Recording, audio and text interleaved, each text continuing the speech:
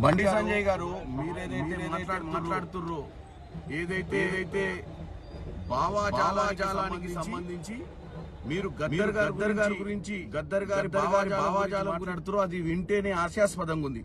మీరు ఒక క్యాబినెట్ మినిస్టరా కార్పొరేటరా? మీరు ఎందుకంటే మీరు అధికారంలో ఉంటే బీజేపీ భావాజాలం ఉన్న వాళ్లకు, రైట్ వింగ్ భావాజాలం ఉన్న వాళ్ళకే మేము పద్మ అవార్డులు ఇస్తామని చెప్పినట్టుగా ఉంది.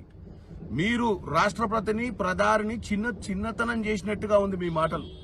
ఎందుకంటే ఈ దేశంలో మీరు ఈ రోజు డాక్టర్ బాబాసాహెబ్ అంబేద్కర్ గారు కూడా ఒక భావాజాలం కోసం పనిచేసిన వారే, ఒక అట్టడుగు వర్గాల కోసం పనిచేసిన వారే. ఈ రోజు గద్దర్ గారు కూడా గతంలో ఉద్యమం చేసిన వారు, వెనుకబడ్డ వర్గాల కోసం పోరాటం చేసి పాటలు రాసిరు.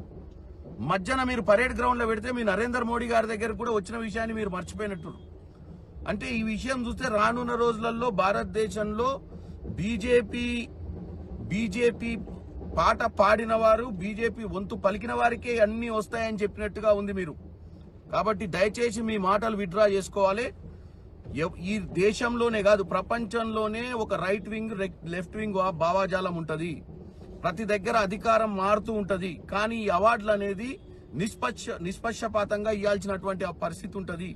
ఇలాంటి మాటల వల్ల మీరు మీ ప్రస్తుతం ఉన్న ప్రభుత్వాన్ని దిగజార్చేతనంగా మీరు మాట్లాడినట్టుగా ఉంది. దయచేసి మీరు మీ మాటలను విత్డ్రా చేసుకోవాల్సిందిగా కోరుకుంటున్నాం.